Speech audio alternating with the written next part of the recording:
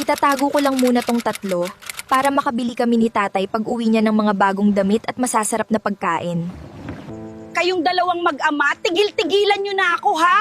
Ayoko na sa inyo, isawang-sawa na ako maghirap.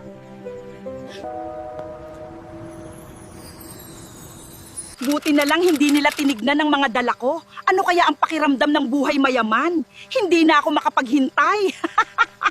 Sumusobra ka na! Kailangan na kitang parusahan para ikaw ay matuto!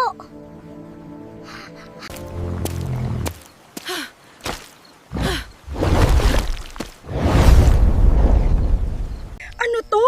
Bakit naging baboy ramo ako? Teka, hindi pwede to. Baka hulihin nila ako dito. Oy pare, tignan nyo, may pulutan na dumating. Tara, hulihin na natin to. Tulong! Tay, pasensya na po kayo kung hindi ko po naitago ng maayos yung mga ginto. Okay lang yan anak, kung para sa atin talaga.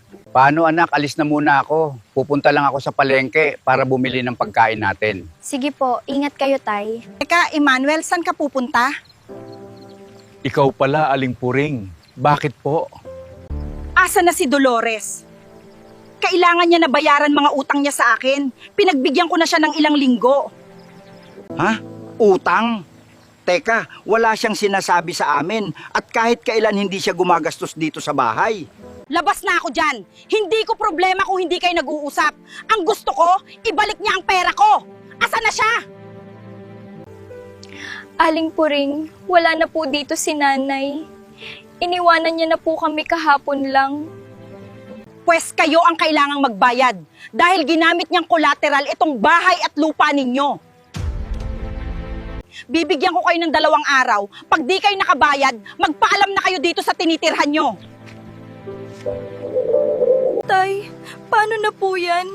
May naiwan palang malaking utang si nanay. Hayaan mo anak, gagawan ko ng paraan. Ana, wag na kayong malungkot ni Tatay Emmanuel. Tara dito, sundan niyo ako. Bilis! Eve, ano yun? Tay, mukhang pinapasunod tayo ni Eve. Ano kaya yun anak? Tay, bakit kaya naguhukay si Eve? Ay anak, baka dudumi lang yan. Di ba ganyan naman sila? Wait lang, Tay, parang may nakita ako. Hala, Tay, paano nangyari na napunta to dito? Impossible naman, tinago yan ni Eve. Ang bigat niyan. Oo nga po, Tay. Maraming salamat sa iyo, Eve, ha? At tinuro mo sa amin kung nasaan ito. Napakaswerte naman natin anak sa pusa na yan. Buti na lang at inuwi mo siya dito sa atin. Mababayaran na natin si Aling Puring, Tay. Oo nga anak, tara, ibenta na natin yan. Kainis. Kanina pa nangangati likod ko, hindi ko makamot-kamot. Tapos ang baho pa. Amoy kanin baboy. Teka, parang may sumusunod sa likod ko. Wah! Tulong! Bumibili ginto, pilak, namumulaklak. Lapit lang kayo.